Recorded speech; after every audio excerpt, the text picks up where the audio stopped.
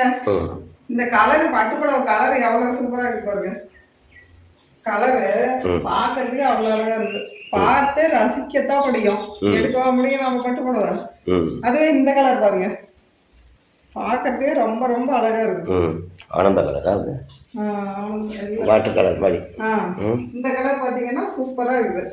Colour நம்ம பார்த்து பார்த்து நம்ம இந்த கலர்ல புடவை எடுத்தாலும் அந்த கலர்ல புடவை எடுத்தாலும் மனசுக்குள்ள தோணிக்கிட்டே சுத்தம். ஆனா எடுத்த மாடலாம் இல்ல. ஆமா, எந்த தொழிலும் செய்யறீங்க அதை இது பண்ண முடியாது, எடுக்க முடியாது.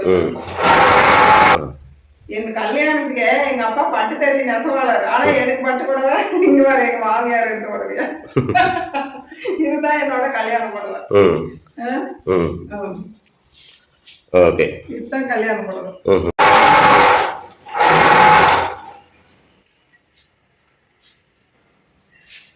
அங்க பாருங்க சிகப்பு கலரு.